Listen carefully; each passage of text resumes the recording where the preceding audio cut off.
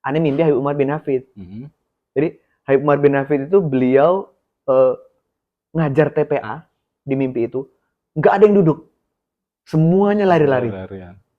Terus beliau berbicara pakai bahasa Arab, langsung ada terjemahan bahasa Indonesianya. Ini hebatnya mimpi. Iya, Jadi benar-benar. mimpi Umar bin Hafid, beliau ngomong bahasa Arab, tapi masuk ke Ada otaknya itu terjemahannya, langsung ya. Langsung kita terjemahan. paham gitu. Terjemahan bahasa Indonesia. Beliau bilang, anak-anak ya seperti ini.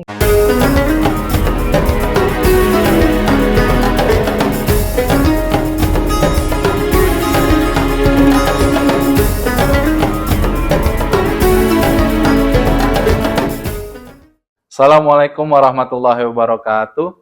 Kembali lagi kita kongko bareng bersama Majelis Garasi. Alhamdulillah hari ini kita sudah kedatangan narasumber yang lagi viral di Instagram, yaitu Yusuf Bakhtiar yang dikenal sebagai Guru Bayi. Assalamualaikum warahmatullahi wabarakatuh, Yusuf. Waalaikumsalam warahmatullahi wabarakatuh. Apa kabar nih? Alhamdulillah, Alhamdulillah baik. Sehat baik. selalu. Sibuk banget nih kayaknya ya, kan lagi yang Alhamdulillah. dilihat lagi viral di Instagram tentang guru bayi nih. Alhamdulillah. Alhamdulillah ya. Mm-mm. Ini Instagramnya apa coba kalau boleh tahu? Coba? Yusuf Bakhtiar. Yusuf Bakhtiar. Mm-mm. Ada Yusuf Bakhtiar Udah aja. Jadi muncul itu pasti. muncul pasti ya. Iya. Jadi nanti kalau teman-teman atau sahabat kongko bareng Majelis Garasi kalau melihat nanti Instagramnya ada di sini. Tinggal dicek-cek aja tentang guru bayi. Nah, Oke. ini coba followernya sekarang udah berapa nih? 180.000 alhamdulillah. Alhamdulillah udah 180 ribuan ya. Iya. Alhamdulillah. Nah, sebelum masuk ke pembahasan pendidikan anak nih, Cup nih. Ane mau nanya, sebelum ente kayak masuk langsung terjun ke guru bayi itu, kesibukan ente apa nih, Cup? Ane kan latar belakangnya pesantren ya. Mm-mm. Jadi dulu 5 tahun awal di pesantren, 4 Mm-mm. tahun plus 1. Jadi 4 tahun mondok, 1 tahunnya mengajar. Nah, dari situ salah satu teman Ane yang sama-sama satu angkatan di pesantren, dia WhatsApp, mau nggak gantiin saya ngajar? Nah, dia ngajar di sekolah bayi dekat rumah dia. Nah, dari situ Ane mikirnya, nah, ngajar bayi gimana caranya? Terus ijazahnya kan waktu itu belum kuliah kan, baru lulusan pesantren. Kata dia, nggak apa-apa dengan ijazah SMA, ya kan? Yang penting punya kemampuan bahasa Inggris aktif, bisa bermain musik, sederhana kan? Nah, dulu awal mulanya belum jadi guru bayi, baru asisten. Jadi kalau ada kelas bayi, kelas bermain gitu, Ane jadi asisten yang suka main gitar. Gitu. Nah, awalnya dari situ. Lalu owner sekolah ngelihat kemampuan Ane, kemampuan bahasa Inggrisnya cukup, bisa bermain musik, bisa nyanyi lagu anak-anak, terus kemampuan komunikasinya lancar. Lalu dilatih, terus disuruh kuliah waktu itu. Tapi cuma 2 semester. Tapi alhamdulillah ya sempat. Sama aja kayak rezeki ngalir aja gitu. Ngalir ya. Apaan aja kita pengen ada ya. Alhamdulillah. Alhamdulillah. Nah, Ane dengar juga dulu ente sempat kerja gitu, Cep. Kalau nggak salah dagang ikan, apa yang masalah yang lain-lain lagi sih? Oh iya, itu pas dagang ikan itu ceritanya pas COVID. Oh, pas COVID. Jadi pas COVID itu Ane resign, itu dari sekolah bayi itu, nah nggak ada kerjaan, dagang ikan. Tapi baru sekitar sehari 2 hari, Ane mikir, wah cari dagang ini ternyata susah, bukan bidang Ane. COVID itu kan nggak mungkin ngajar bayi, secara logis nggak mungkin. Tapi kan emang udah rezeki Allah garisin ngajar bayi, ada orang tua yang DM di Instagram, minta ngajar les. Jadi pada saat COVID, Ane ngajar les. Dari rumah ke rumah. Mereka tidak takut COVID, malah takut bayinya nggak Ane pegang. Oh, berarti itu langsung luring tuh ya? Bukan daring ya? Iya. Ke rumah-rumah. Pakai apa namanya? Masker gitu ya. Terus kalau Ane kan kliennya menengah ke atas. Jadi di security itu dipasangin apa yang colok-colok itu namanya? Ini swab. Swab. Di swab sama security-nya dulu, dipastikan negatif.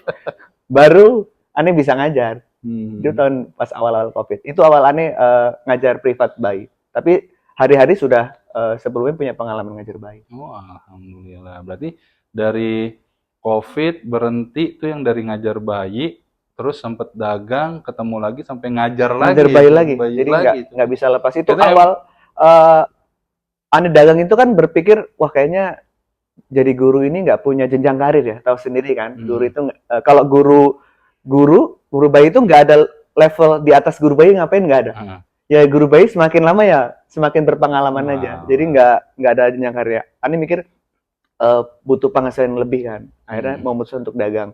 Terus tapi ketika dagang itu aneh ngerasa nggak tenang nih batin nih. Kok kayaknya bukan aneh banget. Tapi satu sisi butuh duit. Ya, betul. Akhirnya aneh berdoa, munajat, ya Allah nih gimana nih, diatur aja.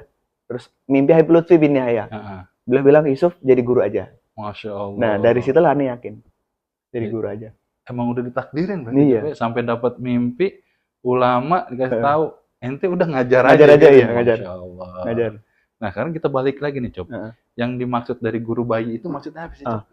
Guru bayi itu sebenarnya aneh menamai sendiri sebutan guru bayi sebagai personal branding kan. Kalau aslinya itu kayak coaching gitu mungkin ya. Kayak kalau di bahasa Inggris kan banyak ada coaching, ada trainer gitu. Kalau di Indonesia kan yang ngajar ya disebutnya guru. Walaupun secara bahasa benar itu coach atau trainer ya. Tapi aneh memudahkan lidah orang Indonesia ini kayaknya lebih enak guru bayi. Guru gitu. bayi. Kayak guru renang, ya kan, guru musik, itu kan lebih pas sebenarnya kita sebutnya coach. Iya, benar. Kurang lebih seperti unik itu. Juga ya, Coba. Jadi lebih gampang didengar atau diingat sama orang-orang juga. Guru bayi, oh baru nih gitu ya. Benar. Aneh pengen menggeser posisi dukun bayi. Dukun bayi. Jadi dukun bayi itu kan mereka punya kemampuan tentang bayi yang tidak ilmiah secara turun-temurun. Nah, ke depan semoga dengan adanya branding dukun bayi, guru bayi ini, ke depan orang ada motivasi untuk mempelajari dunia bayi secara ilmiah. Karena masih sedikit, Cup, sebenarnya. Sedikit. Yang bayi masih lucu-lucunya, padahal sebenarnya udah bisa kita didik gitu. Udah bisa kita ajarin segala macam ya, Cup, ya. Dari dalam perutnya sudah bisa. Udah di dalam perut tuh ya. Masya Allah. Nah, kemarin lihat Instagramnya Ustadz siapa nih lupa. Beliau upload video Habib Ali Al-Jufri membahas tentang seorang anak yang punya masalah. Itu ketika di cross check itu riwayat masalahnya dari ketika si anak itu ada dalam perut, lalu orang tuanya tidak menerima kehadirannya. Jadi masalah itu berkelanjutan sampai si anak itu lahir. Artinya pendidikan bayi atau pendidikan manusia itu dari zaman ada di dalam perut itu sudah bisa kita mulai dengan cara kita menyiapkan lingkungan yang baik untuk si ibu. Gitu. Berarti emang udah dari dalam perut malah. Dari dalam perut. Tapi apakah mengajar atau mengajari bayi itu adalah salah satu dari perintah agama, Cuk? Oh, jelas dong. Jelas. Karena kan kita ini dititipi anak, ya kan? Dan anak itu jangan sampai membebani kita sendiri. Iya, betul. Ya kan? Terus apapun yang dititipkan kepada kita, itu sebenarnya sudah ada kurikulumnya. Contoh, kita dititipi mobil. Ada dong tentang mobil. Betul. Mobil kita rusak, kita ke bengkel. Ya kan? Atau minimal kita tanyakan ke teman kita yang mengerti tentang mobil. Tapi bayi, nggak mungkin nggak ada. Benar. Ternyata pendidikan bayi itu sudah ada dari zaman dulu. Sudah ada. Tapi bedanya lebih terkenal dari lisan ke lisan, cara ngajarin bayi. Terus kayak orang tua zaman dulu kan suka mengayun bayi itu. Ternyata mengayun itu bagian dari kebutuhan bayi. Jadi dengan cara diayun, si bayi ini sistem keseimbangannya baik. Jika sistem keseimbangannya baik, maka seluruh sistem yang ada di tubuh dia juga bekerja dengan baik. Anak-anak susah ngomong, anak-anak susah bersosial, itu awal akar mulanya dia sistem dalam tubuhnya yang belum maksimal. Dan untuk memaksimalkan itu, salah satunya dengan diayun yang biasa nenek-nenek kita lakukan. Iya, digendong. Iya, digendong di ini. Nina bobo gitu. Nina bobo atau biasanya di kain-kain kain jarit itu. Iya, benar-benar. Sebenarnya dari usia berapa sih pendidikan bayi itu bisa dimulai? Baru lahir sudah bisa. Baru dari lahir? Baru lahir. Tapi kalau Ane sendiri pegangnya di umur 3 bulan karena mempertimbangkan di 3 bulan awal ini orang tua lebih fokus ke jam tidur saja. Jadi kan bayi itu masih banyak jam tidurnya. Nggak boleh tidur terus, karena kalau tidur terus dia lapar. Jadi orang tua harus mempelajari kapan waktu tidur, kapan waktu nyusu. Siklusnya. Siklusnya harus dipelajari di awal. Dan itu setiap bayi beda-beda. Tergantung di lingkungan rumah. Kalau lingkungannya kadang panas, nggak ada AC-nya kan otomatis si anak hausnya banyak. Betul. Dehidrasi lah. Dehidrasi. Nah itu orang tua sering terlena di 3 bulan awal. Bayinya nunggu nangis baru disusuin. Iya, benar. Ya kan? Akhirnya nangis dalam keadaan ngantuk dan lapar berbarengan. Jadi si bayi ini nggak kuat kan untuk ngenyot susunya itu. Betul. Karena udah kelelahan. Kelelahan nunggu. Iya, benar. Nah, itu yang harus dipelajari oleh orang tua sebelum si bayi ini lapar, kalau dia tidur dibangunkan. Itu di 3 bulan awal itu agak susah memang. Kalau aneh ngajarin 3 bulan ke atas supaya si orang tua fokus di situ dulu. Jadi nggak nambah beban. Yang harus kita ajarin ke bayi yang umur 3 bulan sebenarnya awal mulanya itu apaan dulu nih? Fisiknya dia tengkurap. Jadi dengan cara tengkurap itu kalau di bahasa bayinya tummy time ya. Kegiatan tengkurap itu kan paling kelihatannya untuk otot leher ya. Otot leher, terus kemampuan visual, jadi dia ngelihat sana sini semakin jelas itu. Tapi lebih dari itu, ketika si anak bayi ini punya kebiasaan tengkurap, dia fisiknya itu juga semakin kuat.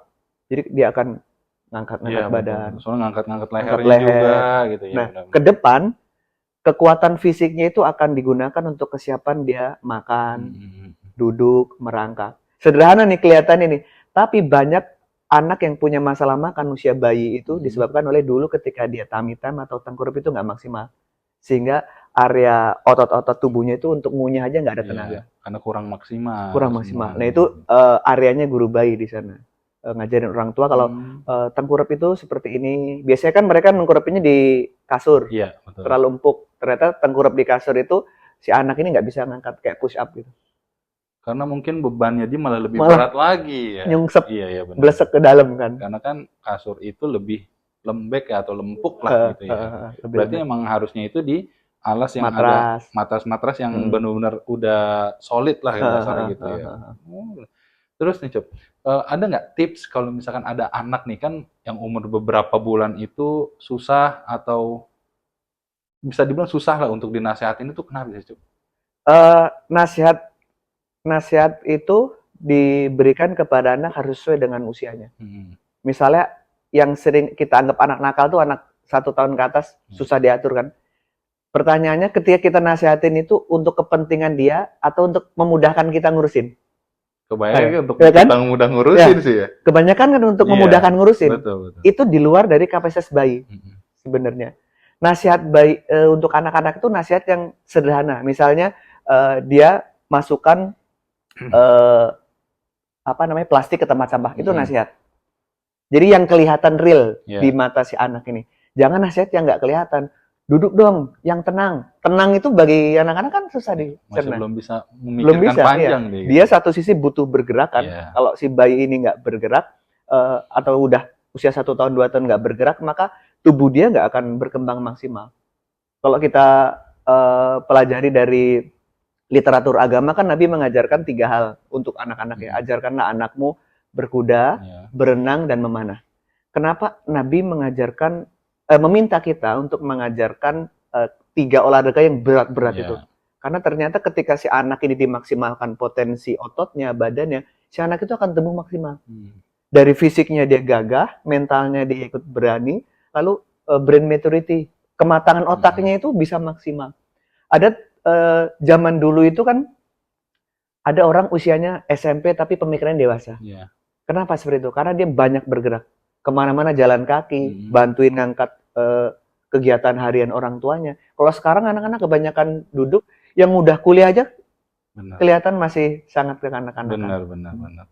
Malah yang sebenarnya dia harusnya umurnya tuh udah dewasa, kok kayak anak kecil. Nah itu kan secara umur dia bertambah, tetapi secara mental dia kan tidak ikut tumbuh. Itu kuncinya adalah ketika kita nasihatin anak, kita harus tahu batasan-batasan nasihat apa yang pas untuk usia dia. Kalau usia di bawah 7 tahun, nggak usah ada nasihat. Biarkan dia alami tumbuh saja. Karena semakin dia bergerak, semakin tubuhnya akan menjadi baik. Yang penting kita mengawasi aja. Gitu. Ya. Yang penting kita mengawasi. Tidak perlu ada nasihat apa-apa. Nasihat tidak dianjurkan terlalu dini, karena kalau kita lihat literatur kan, pernah nggak dengar cerita kalau ketika Nabi Muhammad sujud, cucunya naik ke punggung. Nah itu sopan nggak? Enggak lah. Nah kan? Tapi sopan santun tidak masuk ke materinya. Artinya di usia manjat, kira-kira 1 atau 2 atau 3 tahun ya, usia-usia dini sekali, itu nggak ada ajaran sopan santun. Adanya adalah memaksimalkan fungsi gerak. Buktinya apa? Buktinya Nabi Muhammad ketika sujud, cucunya naik, boleh-boleh saja. Artinya pelajaran bagi anak-anak adalah bergerak. Dan itu yang kita nggak bisa support karena kita nggak paham. Betul. Kita nyangkanya anak-anak kalau geraknya banyak itu badung. Nakal Terus lah. kita nasihatin, Iya. bilangin susah ya kan. Nah, Sebenarnya kalau tadi kan yang kayak dibilang kalau misalnya menurut kita gitu, Cup, yang kayak anak susah dikasih tahu dinasehatinnya itu sama kayak gitu. Ini anak nakal. Sebenarnya ada nggak sih tuh, Cup, anak nakal gitu? nakal itu apa dulu contohnya? Yang kayak tadi susah dikasih taunya, terus misalkan kita udah jangan di sini dikasih tahu susah lah, itu bisa kita bilang itu sebagai anak nakal. Nah iya, Gitu. itu nakal itu kalau kita cari contoh kegiatan itu tidak ada yang negatif sebenarnya. Ada cerita dulu Imam Masjidil Haram, Imam Sudais kalau nggak salah namanya. Ini cerita ini disampaikan oleh Ustaz Adi Hidayat. Insya Allah Imam Sudais namanya. Ketika ada tamu, ada pasir diaur-aur di makanan tamunya. Lalu orang tuanya nyumpahin kalau bahasa kita, sana pergi ke Masjidil Haram sana gitu. Itu sekarang beliau jadi imam Masjidil Haram. Imam besar gitu ya. Bayangkan, mungkin nggak Imam Sudais masa kecilnya duduk tenang? Enggak sih. Nggak mungkin ya? Iya benar. Berarti kita bisa kira-kira kegiatan hariannya ya lari sana, lari sana. Iya, itu nakal atau nggak kira-kira? Bisa kalau misalnya menurut kita sih nakal. Nah, iya. Berarti Berarti kan sebenarnya nggak nakal kan? Iya. Terus cucunya Nabi naik ke punggung. Nah, kita bisa bilang nakal. Nakal. Nggak ada tetangga kita yang pernah naikin punggungnya imam. Berarti kan siapa namanya? Cucunya Nabi itu lebih aktif ya. Itu kalau di era sekarang mungkin dianggap nakal itu. Iya, benar. Ya kan? Tapi kan tidak. Nakal itu kalau mencuri, itu pun dilihat dulu. Kalau dunia anak dia mencuri, kadang yang dia lakukan itu bukan mencuri objek ya, tapi mencuri perhatian kita. Misalnya kita ajak anak kita ke mall, lalu dia ngambil barang yang ada di mall, dimasukin ke tas dia. Kalau di usia bayi, dia ngambil itu kan dia nggak ngerti, bener-bener nggak ngerti. Terus seandainya dibawa ke security pun statusnya biasa aja. Iya. Di penjara nggak? Enggak. Berarti ada nggak anak nakal kira-kira? Nggak ada sih. Nggak ada ya. Iya. Doa kita kan. Iya benar. Kita doain anak kita nakal dan itu sangat negatif sekali. Nah gunanya guru bayi ini menjelaskan kepada orang tua kalau anak yang bergerak itu bukan negatif. Mereka semua positif dan harus bergerak. Kalaupun mereka ngelakuin hal yang negatif, itu salah kita. Misalnya di meja kita, di rak-rak itu banyak piring-piring yang mudah diraih. Sehingga ketika dia megang, pecah. Berarti kan salah kita. Harusnya kita amankan dulu karena kita punya anak yang sangat aktif. Harusnya kita juga yang lebih aware gitu. Nah, lebih aware. Benar. Kalau di beberapa teori tentang dunia anak itu, yang terpenting itu bukan materinya, tapi lingkungannya. Jadi lingkungan anak itu yang paling dekat kan orang tuanya. Jadi orang tua tidak perlu banyak nasihatin, misalnya tidak punya kemampuan untuk nasihatin, tapi orang tua cukup menyediakan lingkungan yang aman. Misalnya di rumah dia nggak boleh loncat-loncat di sofa. Alasan nggak bolehnya kenapa? Takut kotor apa takut jatuh? Takut jatuh. Kalau takut jatuh bikin sofa pendek. Iya. Beres kan? Iya, benar. Dia nggak akan jatuh. Kalau takut kotor, ya belilah sofa yang nggak mudah kena debu. Yang warnanya gelap. Yang warnanya gelap. Gitu. Jadi harus lingkungan yang harus mensupport perkembangan si anak. Itu anak udah akan berkembang dengan baik. Terus nih, Cuk, sering nih kalau misalkan kita pergi ke masjid, itu banyak tuh anak-anak yang, contohnya pada saat kita sholat maghrib nih, itu banyak banget anak-anak, ada yang lari-lari, ada yang teriak-teriak, bercanda-bercanda, itu asal mula kenapa sih, Cuk? Itu nggak termasuk anak nakal kan? Enggak dong. Kan? Sekarang gini, orang dewasa ketika sholat, yang kemana-mana, badannya apa pikirannya? Pikirannya. Ya kan? Nah, anak kecil, untuk dia tenang, dia harus bergerak. Kebalikan dari orang dewasa. Jadi, sebenarnya yang ada di dalam masjid itu, banyak juga yang berkeliaran. Orang dewasa sholat nih kan, pikirannya kemana-mana. Dia juga sebenarnya kan nggak tenang kan. Iya, dengerin anak-anak yang di belakang. Nah, terus seandainya nggak ada anak-anak pun, pikirannya kemana-mana, nggak bisa fokus. Nah, anak-anak kebalik. Dia kalau dia lagi tenang secara fisik, dia nggak tenang secara pikiran. Sama kayak kita juga. Makanya dia bergerak badannya supaya dia tenang. Nah, kita orang dewasa punya ilmu, punya pemahaman, punya brain maturity, kedewasaan kita. Kalau di masjid itu walaupun kita nggak khusyuk, kita harus pura-pura tenang ya kan. Ada pura-pura kita pura-pura tenang ya kan, pura-pura khusyuk ya kan. Tapi kalau anak-anak kan nggak, kemampuan otak dia nggak. Saat itu juga ya saat itu. Temennya bercandain dia pasti akan bilang Iya. jangan bercanda dong, gitu. Nggak boleh, ntar batal sholatnya gitu kan. Berisik, padahal Berisik, dia berisik. iya. Ntar imam masjidnya ikutan ini lagi ngomong jangan berisik di belakang. Jadi mereka punya apa namanya kebutuhan gerak yang sangat tinggi dan kebutuhan gerak itu bagus untuk si anak itu. Ditambah di masjid ini kan dia ngerasa tempatnya luas. Iya.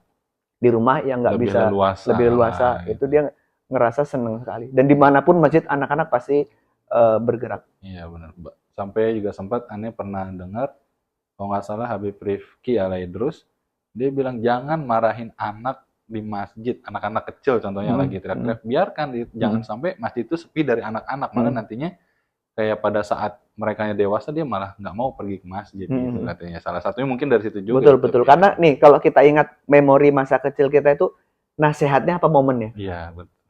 Yang diingat itu pasti nasihat itu. Nasihatnya. Terus nasihatnya bisa kita praktekkan nggak? Ya bisa sih. Yakin? Kalau aneh sih setengah-setengah lah. Iya kan? Setengah. Artinya kebanyakan dari kita itu sangat susah mengingat nasihat-nasihat orang tua, nasihat guru. Tapi momen selalu kita ingat. Iya benar. Wah, orang tua aneh dulu ngajak aneh ke masjid. Iya. Pas kita lagi kangen, kita ke masjid. Iya, nah, kurang lebih seperti itu. Membiasakan anak-anak ke masjid adalah cara kita mengajarkan anak supaya kelak ke depannya dia ada ikatan batin dengan masjid. Oke. Sebenarnya kayak anak-anak yang lari-lari di masjid itu, apakah kita sebagai orang tua yang tadi ente bilang kan itu adalah satu momen tuh, Cuk, untuk mengajarkan anak biar dia ingat, oh dulu orang tua saya sering nih ke masjid. Apakah itu dari umur berapa sih, Cuk, kita bisa ajak anak itu ke masjid gitu, Cuk? Kalau kita pakai contohnya ayahnya Habib Umar bin Hafid, pernah dengar ya mungkin itu yang ayahnya Habib Umar bin Hafid mengajak beliau ke apa namanya ke masjid-masjid, beliau dalam kondisi menangis. Kira-kira menangis itu pas bayi ya. Jadi kalau udah usia 1 tahun atau 2 tahun ke atas mungkin jarang ada nangis di masjid. Tapi pas usia bayi, nah ayahnya Habib Umar bin Hafid ini mengajak beliau dari sedini mungkin itu ke masjid. Tapi karena masjid kita ini tidak semua orang ngerti tentang dunia anak, maka kita membuat sekiranya anak kita nggak ngumpul di masjid. Terus sekiranya anak kita ini kalau kita tinggal sholat dia nggak nangis saja. Kalau misalnya anaknya udah bisa duduk sendiri atau 1 tahun, 2 tahun itu kan aman. Jangan sampai anak kita dia terlalu bayi kita ajak malah menyusahkan banyak orang. Kasihan juga. Bukan karena nggak boleh ya, tapi karena lingkungan kita yang belum siap. Kecuali seluruh orang Indonesia ini udah tahu kalau anak-anak itu harus ke masjid untuk membiasakan sejak dini dan agama tidak melarang mereka untuk main-main di masjid sebagaimana literatur mengatakan kalau cucunya Nabi Muhammad pernah naikin punggung beliau. Itu sudah cukup menjadi dalil kalau anak-anak boleh lari-lari di masjid. Boleh lah ya. Iya, boleh-boleh. Ini tuh, tadi kan yang kita kembali lagi ke masalah tentang ente jadi guru bayi ini, Cuk. Itu kan salah satu kita anggaplah ente itu dapat wasilah dari Habib Ali Al-Jufri. Selain Habib Ali Al-Jufri, Cuk, pernah nggak, Cuk, ente kayak mungkin mimpi atau dapat nasihat dari ulama lain gitu, ente ngajar aja gitu. Habib Lutfi bin Yahya. Oh ya, Habib Lutfi. Habib Lutfi aneh mimpi karena aneh ragu. Bukan ragu, aneh ngerasa profesi guru ini nggak ada jenjang karirnya, ya kan. Sedangkan sebagai kepala rumah tangga aneh butuh apa? Duit ya. Nah, aneh udah agak sedih nih. Aneh ngerasa pemahaman tentang anak yang jalan itu, aneh takut salah secara agama. Jadi, aneh beranggapan anak harus sedih nih kalau lihat ini karena apa-apa ya. Aneh kan jadi berkarir di dunia bayi dari 2011 dan punya dampak positif dengan cara membiarkan anak berlarian. Anak merangkak, olahraga, itu positif sekali. Tapi aneh takut berbenturan dengan agama. Aneh mimpi Habib Umar bin Hafid. Jadi Habib Umar bin Hafid itu beliau ngajar TPA di mimpi itu. Nggak ada yang duduk. Semuanya lari-lari. Terus beliau berbicara pakai bahasa Arab, langsung ada terjemahan bahasa Indonesianya. Ini hebatnya mimpi.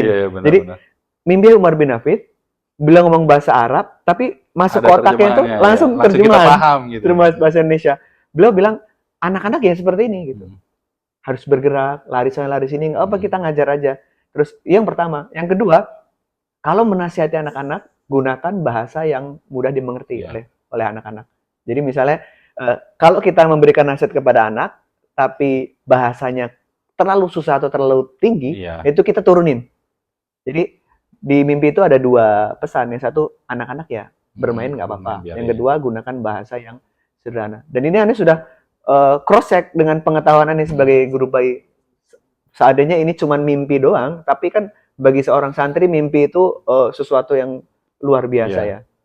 Jadi dengan mimpi itu Ane bertambah keyakinan kalau ternyata dengan membiarkan anak bermain itu, baik secara agama maupun secara sains, itu bagus sekali buat anak-anak. Gitu. Terus itu adalah salah satu yang meyakinkan ente benar-benar terjun, ya udah jadi guru bayi lagi aja deh gitu. Nah, kalau sebenarnya Cup, ada nggak sih Cup dari kayak Nabi itu mengajarkan sesuatu hal itu dari masa anak-anak, ada nggak sih Cup gitu? Nabi nih ngajarin untuk kita tuh anak tuh ajarin kayak gini gitu. Selain yang tadi yang ente ceritain. Ajarilah anakmu sholat di usia 7 tahun. Ya kan? Di bawah 7 tahun, artinya anak ini belum punya kapasitas untuk menerima pelajaran sholat. Ya kan? Anak yang umum ya, bukan berbeda lah kalau kita membicarakan anak-anak khusus, anaknya ulama, yang sudah keluarganya steril, itu kan beda dari sedini mungkin sudah masuk materi sudah bisa. Tapi kalau anak-anak pada umumnya, ajarilah anakmu sholat di usia 7 tahun, karena di bawah 7 tahun, si anak ini harus matang secara fisik dan mental. Dengan apa yang tadi disinggung di awal, yaitu si anak ini berkuda, berenang, memanah. Tapi kita kalau memahami literatur Islam itu kan bisa dikiaskan ya. Jadi berkuda, kita naik kuda, ya kan susah juga ya kan. Kita pahami saja, berkuda ini untuk melatih fisik. Artinya olahraga fisik apapun kita bisa praktekkan. Kalau ada kuda, ya silakan kuda. Yang bisa kita lakukan berenang, atau memanah, itu kan mudah sekali. Terus ada yang berenang gimana kalau nggak punya kolam? Ya yang penting ketemu air aja. Kayak berendam lah. Tahu ini nggak, baby spa tahu? Nah, baby spa itu kan berendam di air itu. Intinya dengan cara dia berendam di air, dia gerakan motoriknya sehingga si anak ini secara fisik dia bagus, secara mental dia bagus, terus otaknya terstimulasi dengan baik. Coba tolong ceritain nih, dari cerita ente yang semua dari guru bayi sampai tadi juga kita udah singgung berapa follower ente, awal mulanya itu bisa punya followers banyak tuh gimana? Sampai tahu Ane nih ntar mau jadi guru, ente kan guru bayi, nah Ane guru anak-anak deh gitu. Jadi kan ada bayi, anak-anak, remaja, dewasa nih. Coba nih Ane mungkin siapa tahu teman-teman kongko bareng juga ada yang punya inisiatif, Yusuf Bakhtiar bisa nih jadi guru bayi, coba deh Ane jadi guru remaja misalnya gitu. Sampai bisa buka atau pengikut followersnya itu di Instagram ratusan ribu deh. Tipsnya jujur Ane bingung juga nih ngajarin tipsnya, karena Ane hari-hari hanya upload dokumentasi mengajar, terus Ane upload ke Instagram dengan caption yang seadanya. Jadi Instagram Ane itu Instagram yang menengah ke bawah. Ane desain untuk menengah ke bawah, bukan untuk menengah ke atas. Yang orang itu sibuk. Jadi menengah ke bawah itu kan kalau punya anak nggak ada babysitter. Ngasuh anak sambil masak sambil nyuci, otomatis dia butuh informasi yang satset. Jadi Ane setting Instagramnya seperti dulu. Seluruh Instagram Ane modelnya untuk menengah ke bawah dengan contoh nyata. Jadi Ane nggak terlalu banyak nasihat. Terus Ane punya engagement sama followers itu bagus. Semua pertanyaan Ane jawab satu-satu. Walaupun misalkan ada banyak kayak pertanyaan, otomatis itu kan di kolom komentar. Ente tetap jawab. Kecuali pertanyaan sama atau yang nggak baca. Ada aneh loh. Followers nanya gini, lakukan di usia 6 bulan ke atas. Dia nanya, 7 bulan boleh nggak? Itu nggak ada jawab tuh. Biarin itu, nggak tahu. Jadi itu yang membuat kepada para parenting influencer jangan nulis terlalu panjang. Sering Ane ngerasa seperti itu. Jadi mereka nggak baca full. Iya, benar. Tolong lakukan usia sekian, malah dia nanyanya terus di situ. Lakukan dari usia 6 bulan ke atas. Kalau 7 bulan boleh enggak? Itu saja. Itu terjadi banyak. Ternyata mereka nggak baca. Karena yaitu menengah ke bawah itu Anda tidak menyalahkan SDM ya, tapi memang kesibukannya berbeda dengan menengah ke atas. Mungkin bisa jadi kayak kelewat gitu. Mereka sambil masak, terus sambil nyuci, misalnya liatin Instagram itu mungkin, atau dia santai. Jadi orang menengah ke bawah itu walaupun santai fisiknya, tapi pikirannya kemana-mana. Lagi nonton Instagram, lagi pusing-pusingnya ada tips untuk 6 bulan ke atas. Mumpung bayinya usia 7 bulan, dia udah nanya aja boleh nggak gitu. Itu kan tadi pertanyaan 7 bulan itu kan termasuk pertanyaan lucu lah. Ada nggak Cuk yang selain itu misalkan pertanyaan konyol atau pertanyaan ya ini apa sih pertanyaan misalnya gitu, ada nggak sih Cuk? Pertanyaan yang konyol sih enggak sih, karena alhamdulillah mereka sudah terbiasa dari awal. Cuman bagi mereka nggak logis, jadi ngerasa nggak logis. Padahal aneh itu ngasih tips itu ada contoh videonya. Jadi ilmu parenting aneh adalah ilmu parenting yang aneh pakai untuk hari-hari mengajar, terus untuk mendidik anak sendiri. Jadi nggak mungkin itu pindahan dari buku pindah ke Instagram, nggak mungkin. Pasti dari nyata lapangan pindah. Nah itu ada yang bilang nggak logis. Masa iya sih gitu? Dia nggak percaya. Terus alhamdulillahnya ada di follower yang lain. Saya pakai tipsnya Pak Yusuf dan itu berhasil gitu. Ya, karena memang di kehidupan nyata udah kita praktekin dulu itu dan berhasil, baru kita share gitu. Dari 2011 sampai 2024 aneh ngajarin bayi itu, yang di lapangan dicatat, dimasukkanlah ke deskripsi Instagram itu. Ada nggak sih Cuk dari follower ente itu di IG yang nyinyir atau haters lah gitu? Ada? Haters ada. Kayak gimana tuh? Jadi dia nggak rata-rata bukan kompetitor sih. Jadi dia kayak nanya tapi nanyanya dibikin ilmiah untuk menyalahkan. Nah itu Anda selalu cross check dulu untuk menjawab, karena Anda harus tahu kapasitas audiens kan untuk menjawab itu. Nah pertanyaan aneh-aneh itu Anda cek kontennya. Pas dicek kontennya sama. Ini belum ya? Jadi dia pura-pura menyalahkan kita. Terus ada yang percuma saya kuliah di sini kalau ternyata masalahnya hanya selesai dengan cara yang sederhana. Nggak terima dia sekolah mahal-mahal. Aneh punya kemampuan menyelesaikan masalah sederhana. Contoh ya, ada tetangga aneh 4 tahun belum ngomong.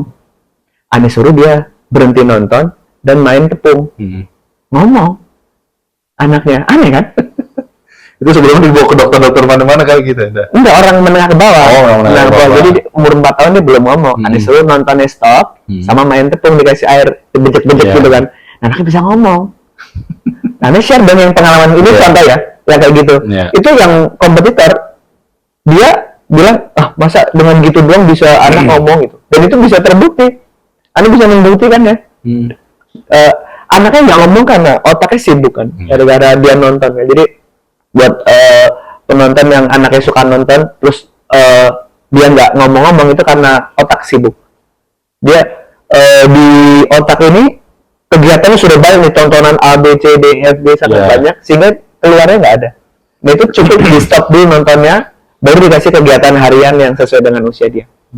Ya, kalau udah agak gede bisa sepedaan atau apa itu insya Allah ngomong, kecuali ada gangguan perkembangan ya, dari lahir memang ada masalah itu beda lagi kan. Dari awal lahirnya memang udah ada misalkan. Anak bayi itu dari lahir udah kelihatan kalau ada masalah. Dari bau keringetnya udah beda. Keringet nih. Ini kelebihan ada nih. Emang anak lahir itu udah keringetan Cuk? Baunya nggak sama kalau ada masalah.